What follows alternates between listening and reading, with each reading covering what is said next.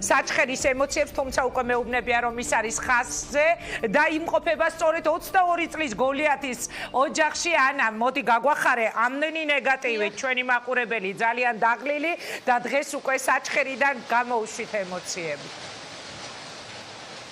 დიახ, ინგა, ეხლა მე ვიმყოფები საჩხერეში, ტალახაძეების ოჯახში და დარწმუნებული ვარ, არა მარტო სპორტსმენებს, არამედ თითოეულ ქართველ შურჩემი, რადგან მომეცა საშუალება პირადად მივულოცო ამ ოჯახს, ეს დიდი ბედნიერება. ჩემს გვერდით იმყოფება ლაშას დედა, ქალბატონი ჟანა.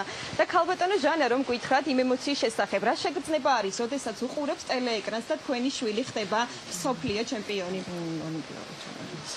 რაც ჯერ მოგახსენებთ უღრმეს მადლობას და დიდ მადლობას იმისათვის, რომ დაგვაფასეთ ჩამოგზავნით ადგილზე.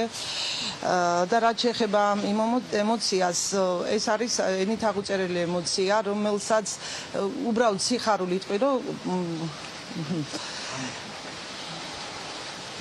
ყველას უსურვებ, რომ ის სიხარული, რაც ჩვენმა ოჯახმა განიცადა, ყველა ოჯახს და ყველა მშობელს და დედას განიცადოს. რაც შეეხება ახლა ოლიმპიური ჩემპიონი მიმდინარეობდა რაიონის ცენტრში, ღიაცის ქვეშ, თვითონ კინოსახლშიც დამონტაჟებულ დიდ მონიტორზე, მაგრამ მე არც ერთხელ ლაშას საერთაშორისო ტურნირები, როცა გამოსულა, არ მიყურებია ხოლმე პირდაპირ ჩართვით. ყოველთვის მერე ჩანაწერებს ყურებ ხოლმე, მაგრამ დღეში რამოდენიმეჯერ.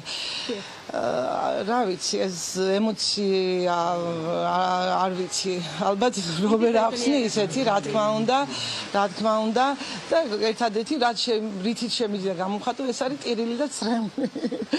ანი, დედას გადაეცი, რომ ჩვენ ძალიან ბევრი წრემლები დავღარეთ მისი შვილის წარმატებას, როდესაც უყურებდი და ემოცია.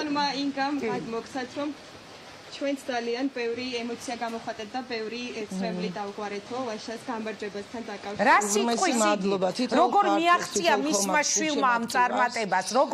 როგორი იყო იგი ბავშვობაში?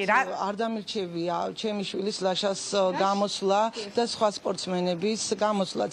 ჟანა, რა შეგიძლიათ გითხრათ, როგორ მიაღწია ლაშამ ამ წარმატებას, როგორი ბავშვი იყო? ფიქრობდით თუ არა, რომ ესეთი წარმატებული სპორტსმენი ეყოლებოდა საქართველოს? თავიდანვე ლაშა ახლა ამხელა შედეგი ნამდვილად არ მიიღწევა უშრომელად, ხო? მაგრამ აქ არ ვიცი, ალბათ რუტინული შრომით, იმ თავდადებით მიაღწია ლაშამ ამ ყველაფერს. ლაშა ჯერ ახალგაზრდა და მყავს მას უამრავი მეგობარი, უამრავი ახლობელი, ნათესავი, ყველას უნდა ლაშასთან ურთიერთობა, ხშირად მისი ნახვა, ხშირად მას აყოფნა, მაგრამ ამის საშუალება ლაშას ნამდვილად არ აქვს. უბრალოდ ის ყოველთვის მზადების პროცესია და შეკრებებზე უწევს, ძირითადად დუშეთში, ბაზალეთის ბაზებზე, ვარჯიში და სახლში ახლა თვეში შეიძლება 2 დღით ჩამოვიდეს და იმ 2 დღესაც ისე ვარჯიშს უთმობს. ასე რომ თავდაუზე შრომის გარეშე ლაშას ნამდვილად არ მიუღწევია და ლაშას თვისებაც ესაა ზუსტად, რომ არის აი უყვარს თვითონ თავად სპორტი, უყვარს ვარჯიში და შრომით მიაღწია სწორედ ასეთ შედეგს. ანი, შენს გვერდით იმყოფება კიდევ სხვა ოჯახის წევრი. დიახ, რა თქმა უნდა, ჩვენს გვერდით იმყოფება ასევე ლაშას მამაც, ბატონი კობა ტალახაძეც და ბატონო კობა, რომ გითხრათ თქვენი ემოციების შესახებ, ასევე ძალიან გვაინტერესებს, როგორ პირობებში უწევდა ლაშას ვარჯიში და ელოდით თუ არა მის ესეთ დიდ წარმატებას, რომელსაც მთელი საქართველო ზეიმობს. ნორმალურ პირობებში უწევდა, რა თქმა უნდა, ვარჯიში. თითქმის ყველანაირი პირობები ჰქონდა იმის გულისათვის, რომ ლაშა ოლიმპიური ჩემპიონი გამხდარი იყო.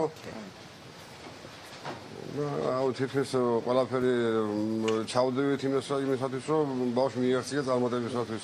თქვენ ჩემთან საუბარში აღნიშნეთ, რომ თქვენ იყავით მისი პირველი მწვრთნელი. აი ეს როგორ გაიარა ეს გზა, რომ გითხრათ? ლაშა ბავშვობიდან იყო დაინტერესებული, უყვარდა სპორტი. თითქმის ბავშვობიდან მიიღებდა სპორტულ ცხოვრებას და უკვე 12 წლის ასაკიდან ჩაება აქტიურ სპორტში. და 12 წლიდან დღემდე თითქმის მიაღწია იმას, რასაც უნდა მიაღწია. მადლობა, ანი. დიდი წარმატება მაინც დღევანდელ დღეს ოლიმპიური ოქროა და ალბათ ამაზე მეტი ბედნიერება და ამაზე მეტი სტიმული არ არსებობდა. ანი მიულოცე მშობლებს მიულოცე მთელ საჩხერეს უთხარით რომ ძალიან მაგარი ბიჭი გაგიზდიათ საქართველოსთვის თქო და ჩვენ ახლა ყველანი ერთად გადავინაცვლებთ უკვე რიოსკენ ლაშა ჩაგვერთვება თვითონ პირდაპირ ეთერში ცოტა ხანში ჩვენ ბათუმიდან მივიღებთ ემოციებს მე კი ვიდრე ლაშას დავინახავ მანამდე საქართველოს პარლამენტის თავმჯდომარეს უნდა დაუსვა ერთი ასეთი კითხვა